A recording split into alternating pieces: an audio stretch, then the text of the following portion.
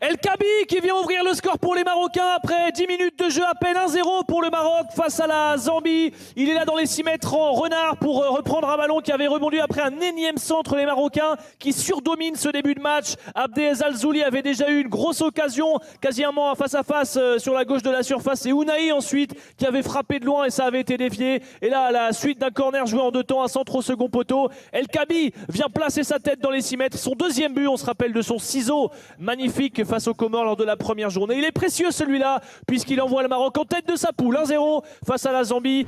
Ça se passe très bien puisque le Maroc vient de doubler la mise, 27e minute de jeu et 2-0 pour les Marocains face à la Zambie. Il est en train de célébrer face à son public, face à ce stade plein. C'est Brahim Diaz qui est venu marquer, c'est son deuxième but dans la compétition. Il avait déjà marqué un penalty lors de la précédente rencontre face au Mali. Et là, Brahim Diaz est venu bonifier encore une fois une belle action qui s'est construite côté gauche. Le débordement d'Abdel Zalzouli, le centre en retrait, la frappe du pied gauche pour le joueur du Real Madrid. Et ça se passe donc très bien pour le Maroc qui se dirige plus que jamais vers la première place de cette poule. Vraie domination et bon match de la part des Marocains de Walid Regragui. 2-0 après 28 minutes de jeu. Le Maroc premier pour le moment. Le Mali est deuxième.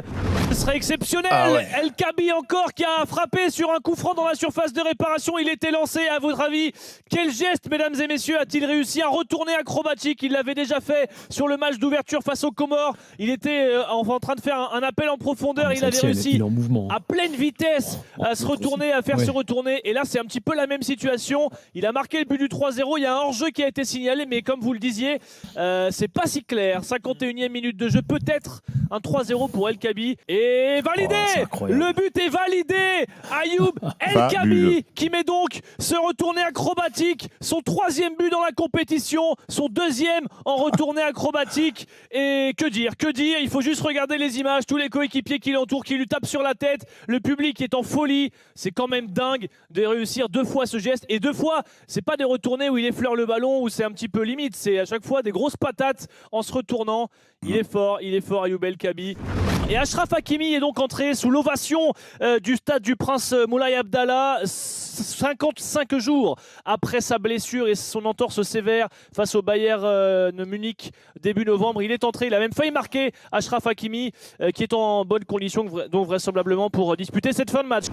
Victoire logique du Maroc et surtout convaincante des Marocains, doublé d'El Kabi ou un superbe retourné. Brahim Diaz a marqué l'autre but. Les deux joueurs sont à 3 réalisations. Le Maroc file en quart en 8e en terminant premier de sa poule et jouera le 3e du groupe C, D ou E.